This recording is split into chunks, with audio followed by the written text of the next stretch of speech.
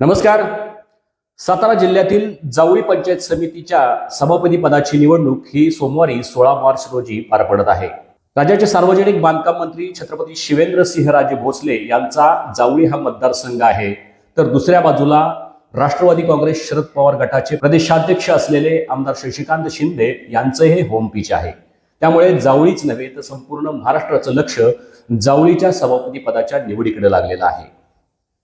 नुकत्याच झालेल्या जिल्हा परिषद पंचायत समिती निवडणुकीमध्ये जावळी पंचायतीच्या 6 जागांपैकी 3 जागा या भाजपला मिळालेल्या आहेत. 2 जागा शिवसेना शिंदे गटाला मिळालेल्या असून एका जागेवर राष्ट्रवादी काँग्रेसचा विजय झालेला आहे.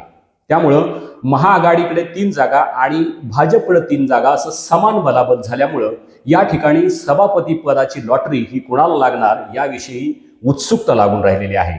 आणि याच संदर्भात चर्चा करण्यासाठी आपल्या सोबत आहेत आज ज्येष्ठ पत्रकार दत्ता पवार.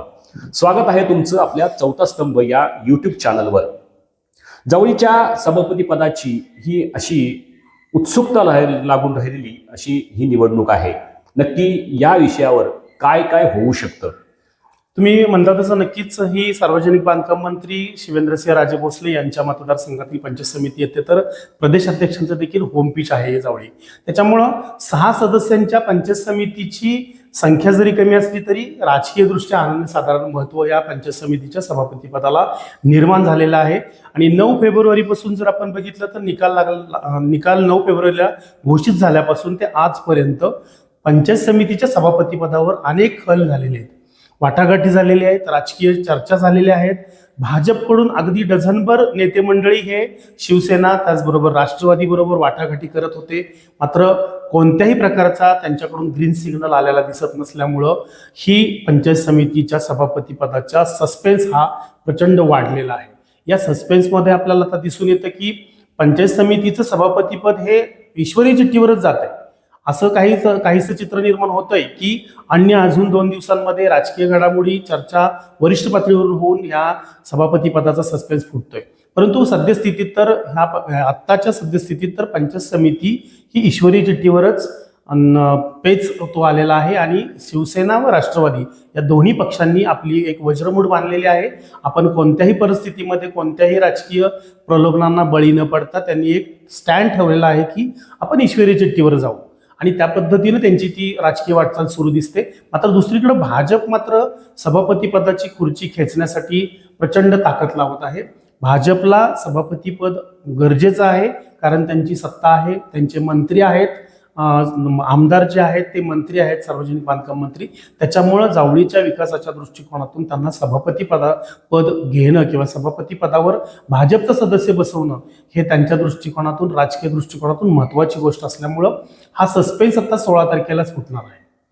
निश्चितच तुमचं म्हणणं बरोबर आहे की जावळीचे जे विद्यमान आमदार आहेत, जे सर्व राज्याचे सार्वजनिक बांधकाम मंत्री आहेत, आणि निश्चितच त्यांच्या डोक्यात हे असणार आहे की जावळीच्या सर्वांगीण विकासासाठी ग्रामपंचायतीपासून पंचायत समिती, जिल्हा परिषद आणि राज्य पातळीवर ही भाजपची सत्ता असावी, जेणेकरून विकास कामं करायला एक गती येते. आणि त्या दृष्टीनं ही पंचायत समिती छत्रपती शिवेंद्रसिंहराजे यांच्यासाठी फार महत्त्वाची आहे.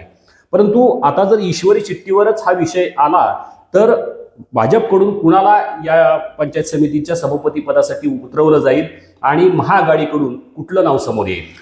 तुम्ही लक्षात घ्या, पहिली गोष्ट तर मंत्री शिवेंद्रसिंहराजे भोसले हे शांत व संयमी राजकारण करणारे म्हणून ओळखले जातात. त्यांची एक ओळख आहे, ते शांतपणाने कोणत्याही राजकीय घडामोडींकडे पाहत असतात आणि संयमाने त्या घडामोडींना तोंड देत असतात.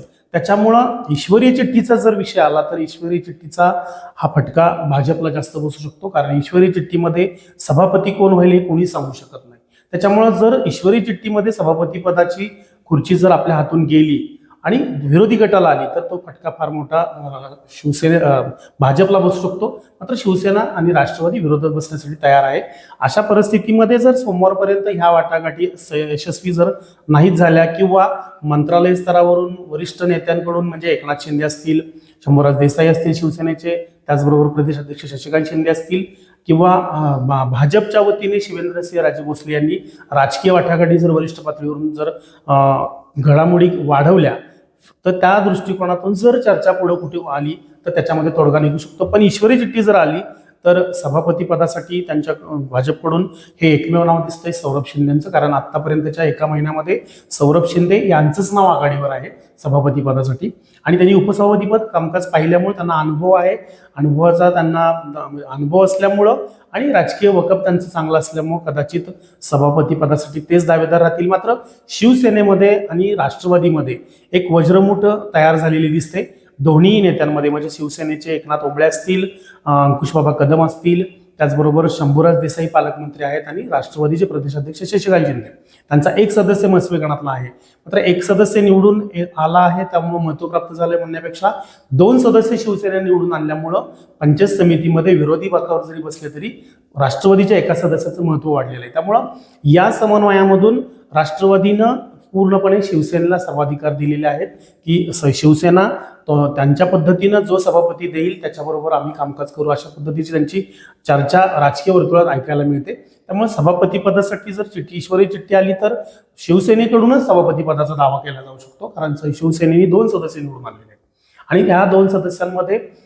सर्वसाधारण गटासाठी हे पद राखीव असल्यामुळं या सर्वसाधारण गटामध्ये कोणीही त्या आरक्षणामध्ये अर्ज दाखल होऊ शकतो, अर्ज करू शकतो. त्याच्या अर्जाला कोणत्याही पद्धतीचं आपण म्हणू की तो अर्ज बाद होऊ शकणार नाही किंवा त्या आरक्षणाचा फायदा सर्व प्रकारच्या समाज घेऊ शकतो. त्यामुळं सर्वसाधारणमध्ये महिला देखील उतरू शकते आणि या पद्धतीनं ज्या कुसुंबी गणाच्या पंचायत समिती सदस्य आहेत सुनीता धुंदळे, त्यांचं नाव कुठंतरी चर्चेत दिसतंय. त्यांच्या नावाचा चर्चा शिवसेनेच्या गोटातून समोर येत आहे.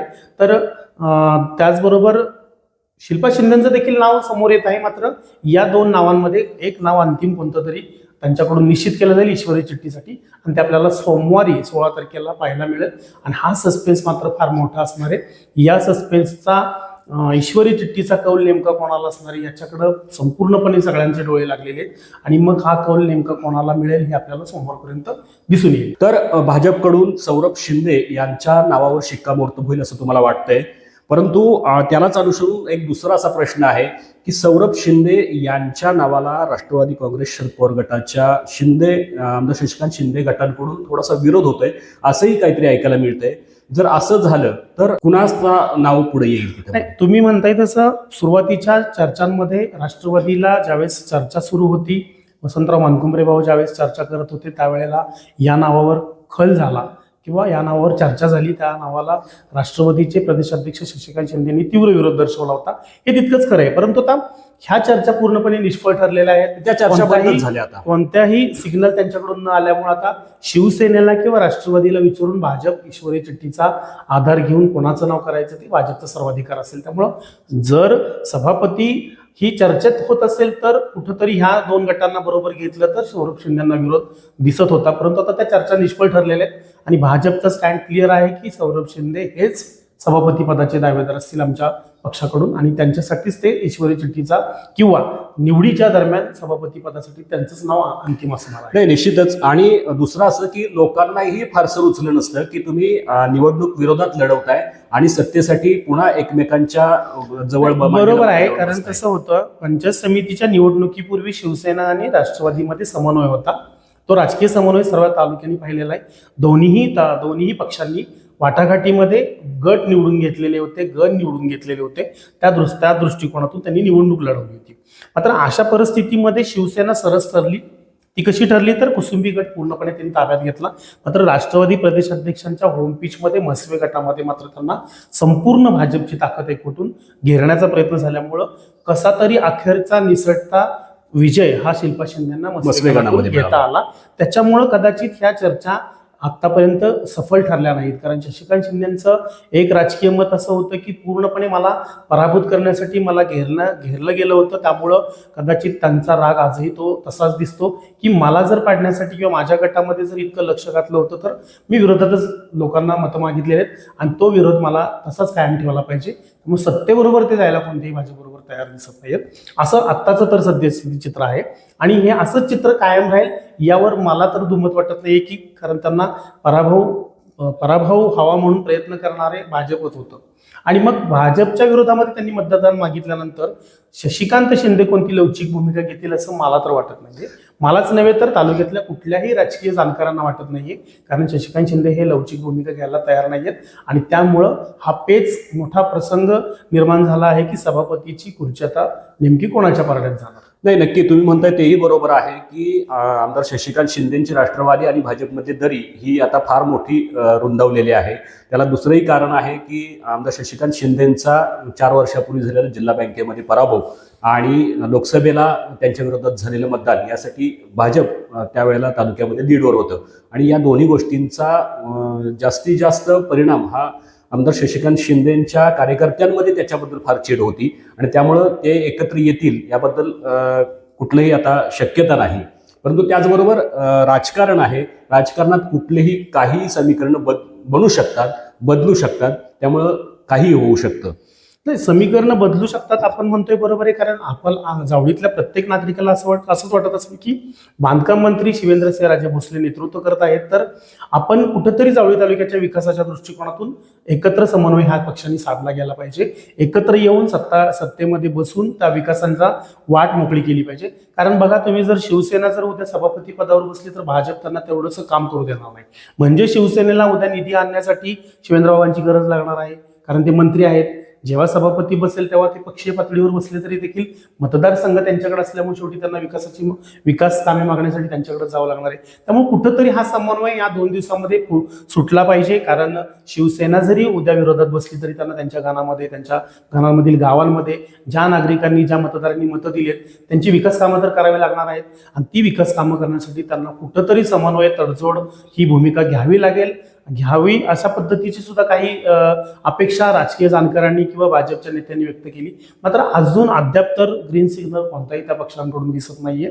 त्यामुळं हा ग्रीन सिग्नल सोमवारपर्यंत काय येतो, अर्ज भरेपर्यंत या ग्रीन सिग्नलमध्ये आणखी काय बदल होतात का, किंवा याच पद्धतीनं दोन्ही तडजोड करून सभापती उपसभापतीचा फॉर्म्युला ठरवून सभापती पदावर बसतात का, हा देखील सस्पेन्स आहे. हा सस्पेन्स हा समोर पटकन येणार नाही, तो 11th आवरला अर्ज भरण्याच्या अगोदर हा दिसेल. कारण जरी चर्चा झाली सद्यस्थितीमध्ये शनिवार आणि रविवारमध्ये जरी चर्चा झाली पडद्याआड, तरी त्या चर्चा समोर येणार नाहीत, त्या समोर येणार सोमवारीच. त्यामुळे सोमवारपर्यंत नेते मंडळी सस्पेन्स ठेवून तो सस्पेन्स फोडतील सुद्धा. तो सस्पेन्स किंवा ईश्वरी चिठ्ठी ह्या सगळ्या वाटाघाटींमध्ये चर्चा कशा होतात ते सोमवारपर्यंत आपल्याला उत्सुकता लागते. निश्चितच 2 दिवस अजून शिल्लक आहेत सभापती पदाच्या निवडीसाठी. यामध्ये राज्यात जसं महायुती म्हणून ते एकत्र आहेत तशा पद्धतीचा जर पॅटर्न जवळीत राबवायचा झाला तर ते तसाही राबवू शकतात. किंवा दुसरी एक शक्यता अशी जावळी तालुक्यामध्ये सर्वाधिक चर्चा आज आहे की महाविकास आघाडीचा किंवा महाआघाडी म्हणून जे लढलेले आहेत त्यांचा एक सदस्य गैरहजर राहू शकतो का, अशी एक चर्चा फार मोठ्या तालुक्यामध्ये आहे. नाही बघा, राजकीय घडामोडींकडं वेगवेगळ्या अँगलनी प्रत्येक जण बघत असतो. प्रत्येकाला काही गोष्टी तर्क आणि सिद्धांतावर मांडत असतात, काही लोकांचा तर्क तसा राहतो. परंतु सद्यस्थितीत जर पाहिलं आपण तर शिवसेनेचे 2 उमेदवार धनुष्यबाणावर लढलेले, तर तुतारीवर शिल्पा शिंदे निवडणूक लढलेल्या आहेत. त्यामुळं असं अनुपस्थित राहणं किंवा गुप्त पद्धतीने जर मतदान प्रक्रिया पार पडली तर गुप्त पद्धतीच्या मतदान प्रक्रियेमध्ये मतदान विरोधात देणं हे तितकं त्या सदस्याला सोपी गोष्ट नाही. कारण त्यांनी त्या पद्धतीनं गटनेता निवडलेला आहे. पक्षाचा व्हीप ह्या गोष्टी जरी त्यांनी लागू नाहीत केल्या तरी देखील पक्षाचे एक विचारसरणी असते, तुम्ही त्या चिन्हावर लढलेला असता. त्याच्यामुळे तुम्हाला अशा कोणत्याही चुकीच्या बाबींचा विचार करून अनुपस्थित राहणं किंवा गुप्त पद्धतीने मतदान करण्यासाठी तुम्ही कोणत्या गोष्टींना आमिषांना बळी पडून त्या प्रक्रियेमध्ये जाणं हे तितकं घातक आहे. आणि तशा पद्धतीनं या विरोधी सदस्यांमध्ये कोणी दिसत नाही. कारण शिल्पा शिंदे ह्या शशिकांत शिंदेच्या कुटुंबातल्याच आहेत. सुनीता धुंदळे सामान्य फॅमिलीतनं जरी येत असलं तरी त्यांची एक राजकीय महत्वाकांक्षा जरी नसली तरी राजकीय त्यांनी जे पक्ष निवडलेला आहे त्या पक्षाची ध्येय धोरणं महत्वाची मजबूत आहेत. त्या पक्षाचे नेते जिल्ह्याचे शंभूराज देसाई पालकमंत्री आहेत. त्याच्यामुळं त्यांच्याकडून कोणताही दगाफटका होईल असं मला वाटत नाहीये. आणि राहिला विषय केळघर गणाचे आतिश कदम हे शशिकांत शिंदेंना पण पूरक राजकारण करतात किंवा त्यांच्याही फेवरमध्ये ते असतात आणि प्लस शिवसेनेच्या चिन्हावर लढले, त्यामुळे त्यांच्यावर देखील प्रत्येकाचं लक्ष आहे. आणि अशा परिस्थितीमध्ये सदस्य फुटणं किंवा सदस्य अनुपस्थित राहणं हे तितकं सोपी गोष्ट नाही किंवा तितकं सत्यात उतरल हे मला तर वाटत नाहीये. माझ्यासहित अनेकांना वाटत नसेल. कारण यांना पहिल्यांदा संधी दिलेली आहे. यात एकमेव फक्त सौरभ शिंदे हे दुसऱ्यांदा पंचायत समितीमध्ये येतात. मात्र सगळे नवे चेहरे आहेत आणि नव्या चेहऱ्यांना आपल्याला मतदारांनी जो विश्वास दिलेला आहे तो जपणं क्रमप्राप्त आहे. बरोबर आहे, तुमचं म्हणणं बरोबर आहे की तीनही जे महाआघाडीचे सदस्य आहेत हे सर्वसामान्य कुटुंबातून आलेले आहेत. यापूर्वीची त्यांची राजकीय पार्श्वभूमी कुठलीही नाही. हा एक मुद्दा आहे. आणि दुसरा असा मुद्दा आहे की राज्याचे बांधकाम मंत्री शिवेंद्रसिंहराजे भोसले सुद्धा अशा प्रकाराला कुठेही खतपाणी घालताना दिसतील असं वाटत नाही. त्यानंतर एक शेवटचा प्रश्न असा आहे की जर शेवटच्या क्षणी जर असं ठरलंच की दोन्ही महाआघाडी आणि भाजप एकत्र येऊन जावळी पंचायत समितीमध्ये सत्ता स्थापन करायची झालीच तर काय चित्र असेल जावळी पंचायत समितीचं? बघा, महाआघाडी आणि भाजप याच्यामध्ये चर्चा होत होत होत आतापर्यंत चर्चा आलेल्या आहेत की आम्ही कोणत्याही चर्चेला किंवा आम्ही कोणत्याही वाटाघाटीला तयार नाहीये, तुमच्या कोणत्याही फॉर्म्युल्याला तयार नाही असं दिसतंय. परंतु जर अशी काही चर्चा अंतिम टप्प्यामध्ये झाली तर भाजप सभापती पदाचा दावा सोडणार नाही, कारण भाजपचे 3 सदस्य निवडून आलेले आहेत. तसे महाविकास आघाडीचे जरी 3 आले असले तरी 3 मध्ये 2 पक्ष वेगवेगळे आहेत. त्याच्यामुळं भाजपनी कोणताही फॉर्म्युला ठेवला तर सभापतीपद हे भाजपलाच मागणार सभापती, तर उपसभापती हा महाविकास आघाडीचा प्रश्न राहील. तुमच्या महाविकास आघाडीतून कोणत्याही सदस्याला तुम्ही सदस्याची निवड करा, या पद्धतीनं तो फॉर्म्युला राहील. त्यामुळं भाजप हे सभापतीपद सोडायला कोणत्याही परिस्थितीत तयार होणार नाही. कितीही चर्चेच्या वाटाघाटी शेवटच्या क्षणापर्यंत यशस्वी होत असतील तर तो फॉर्म्युला असाच असेल, सभापती भाजपचा तर उपसभापती महाविकास आघाडीचा. आणि महाविकास आघाडीला जर या चर्चेमध्ये येऊन ह्या फॉर्म्युल्यानुसार राहायचं असेल तर त्यांना उपसभापती पदावरच समाधान मानावं लागेल. कारण त्याला असं आहे की 2.5 वर्षानंतर सभापती पदाचा जो फॉर्म्युला बदलणार आहे, आरक्षण बदलणार आहे. आता सर्वसाधारण गटासाठी हे आरक्षित मतदारसंघ सभापती पद आहे, तर 2.5 वर्षानंतर फॉर्म्युला चेंज होईल. आणि फॉर्म्युला चेंजनुसार भाजपच्या काही नेत्यांनी अटकळ अशी बांधलेली आहे की पुढच्या 2.5 वर्षामध्ये इतर मागास प्रवर्गासाठी जर सभापती पद राखीव झालं तर आमच्याकडे सदस्य नाहीये, महाविकास आघाडीकडे सदस्य आहे. त्यावेळी हा फॉर्म्युला त्यांना परत रिपीट उलटा किंवा वेगळ्या पद्धतीने घ्यावा लागणार. त्यामुळे त्यांच्याकडं आत्ता चर्चेच्या कोणत्याही अंतिम पायरीवर किंवा अंतिम टप्प्यावर जाताना भाजप सभापती पदाचा दावा सोडणार नाही. नक्कीच ही चर्चा आता शेवटच्या टप्प्यात आणि वरिष्ठ पातळीवर सध्या चालू आहे असं दिसतंय. आणि जर 20 तारखेला जिल्हा परिषद अध्यक्षपदाची देखील निवडणूक आहे आणि जर महायुती म्हणूनच यांनी जिल्ह्यामध्ये आणि पंचायत समितीमध्ये काम करायचं ठरवलं तर जावळी पंचायत समितीमध्ये महायुती म्हणून जर काम करायचं ठरवलं तर भाजप शिवसेना शिंदे गटाला प्राधान्य देईल, हे देखील तितकंच खरं आहे. आणि हे जर असं पंचायत समितीमध्ये झालं तर जिल्हा परिषदेमध्ये भाजपचा अध्यक्ष बसेल असं एक सूत्र मानायला हरकत नाही का? हा, नक्कीच. जर भाजप देवेंद्र फडणवीस आणि एकनाथ शिंदेमध्ये खूप चांगला समन्वय आहे, राजकीय समन्वय आहे आणि त्यांचं पूर्वीपासूनचं अलायन्स आहे. त्याच्यामुळं जर त्यांच्या दोघांच्या राजकीय समन्वयातून जर जिल्हाध्यक्षांचा जर तोडगा निघाला, तो 20 तारखेला निवड आहे, परंतु तो जर तोडगा अशा पद्धतीने निघाला, तुम्ही म्हणताय तसं शिवसेना आणि भाजप एकत्र येऊन, तर तसा निघेल याच्यावर मला शक्यता कमी वाटते. कारण राष्ट्रवादी आणि शिवसेना ही निवडणुकीपूर्वी एकत्र होती, त्याच्यामुळे तो फॉर्म्युला तसा पुढे येणार नाही. पण जर वरिष्ठ पातळीवर चर्चा झाली आणि मूळ नैसर्गिक अलायन्समध्ये जर भाजप आणि शिवसेना आली तर जिल्हा परिषदेचा अध्यक्ष देखील भाजपचाच असेल, शिवसेनेचा उपाध्यक्ष असेल किंवा अन्य पदांच्या बाबतीमध्ये वाटाघाटी होतील. तोच फॉर्म्युला मग सभापती पदासाठी देखील राहील. सभापती हा भाजपचा राहील जावळीचा आणि उपसभापती पद हे शिवसेनेला जर अलायन्समध्ये आले तर शिवसेनेला जाईल. निश्चितच अजून 2 दिवस आहेत या निवडींसाठी. मात्र आज तरी ईश्वरी चिठ्ठी हाच एकमेव पर्याय या जावळी पंचायत समितीच्या सभापती पदासाठी दिसतोय. मात्र शेवटच्या 2 दिवसात भरपूर काही घडामोडी होऊ शकतात आणि त्या माध्यमातून जे काय होईल ते आपण सोमवारी आपल्याला पाहायला मिळेलच. परंतु या संदर्भात आज तरी ईश्वरी चिठ्ठीवर जाणं हे भाजप आणि महाआघाडीसाठी एकमेव पर्याय आपल्याला जावळी तालुक्यामध्ये दिसतोय. धन्यवाद.